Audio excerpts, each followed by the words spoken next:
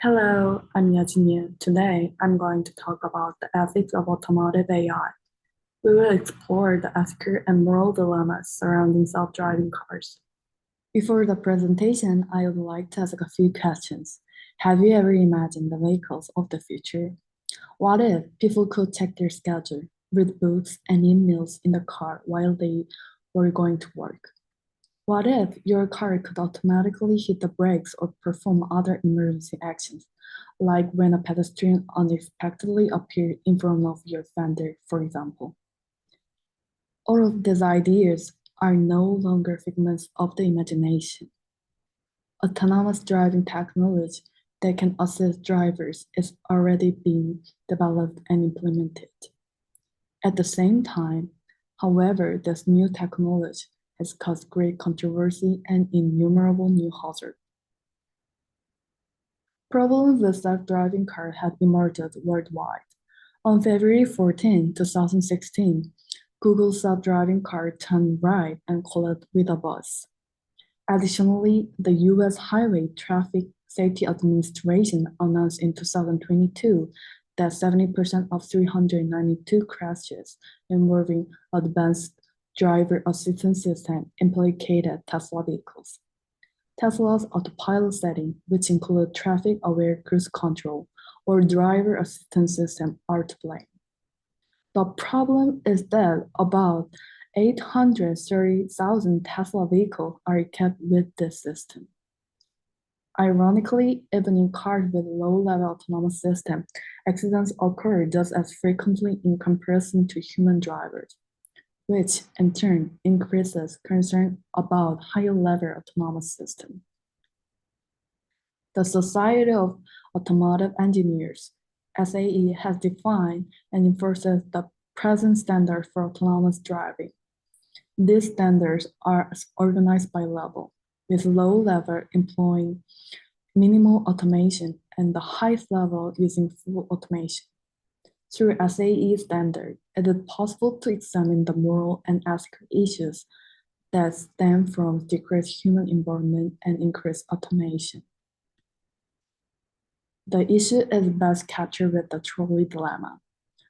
This thought experiment from philosophy of ethics introduces a situation in which the trolley's brakes are broken, and one must choose to sacrifice a few in order to save the majority or to not change the course at all. This is in line with the principle supported by Jeremy Bentham, a British philosopher and jurist who advocated for utilitarianism. Ultimately, utilitarian principles are best summarized with this well-known phrase: the greatest happiness for the greatest number of people. In the trolley dilemma, a utilitarian philosopher would argue that the value of each person is equal, and therefore it is more desirable to focus on saving the most lives. Let's apply to this abyss. Imagine that there is a vehicle careening toward 10 people in a crosswalk, but they could be spared by diverting the car's course toward another unsuspecting victim. Which is the ethical decision? What choice will you make?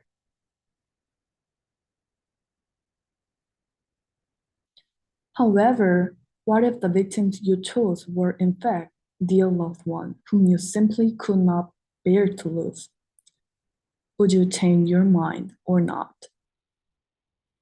People might opt to sacrifice even the majority if the lesser evil means the death of their own family, friends, or other close relations.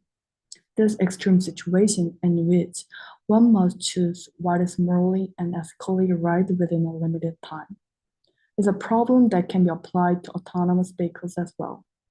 Accordingly, this implies a connection between ethics and commercial standards surrounding AVs. With the recent advancement in IT and artificial intelligence technology, interest in automated cars is growing. Many companies from around the world have already entered the industry. Seeing the great potential of automated cars, Google, Baidu, and Amazon, for example, have expanded their business into the mobility services market. While the industry is growing, the National Highway Traffic Safety Administration listed the four significant reasons for traffic accidents. The NHTSA estimates that about 4,031,000 vehicles, 3,945,000 drivers, and 1,982,000 passengers were involved in crashes, most of which resulted from primary cause, human error. Automated vehicles are anticipated to keep people safer from accidents caused by driver negligence, including carelessness, cognitive error, and speeding. However, according to a 2019 traffic safety survey conducted by AAA, public trust in autonomous vehicles was disconcertingly low. Can we judge AVs by the standard as humans? After all, the current law is based on human behavior. A driver sitting in the driver's seat is liable for an accident. The elements of a crime are composed of mens rea and actus reus. Except for strict liability crime, if either mens rea or actus rea is lacking, it is not recognized as a crime. It is difficult to see who is responsible for the crash when an unmanned self-driving car is implicated in a crime-related accident. An accident has occurred, but the subject and intention of the judgment cannot be found. And furthermore, the action is not directly made as a result of human behavior. In the event of a fully autonomous vehicle accident, therefore, a clear standard is needed on whether the driver should be legally responsible even though he or she was not driving per se. The process of recognizing and responding to an accident by a self-driving car differs from one caused by a human.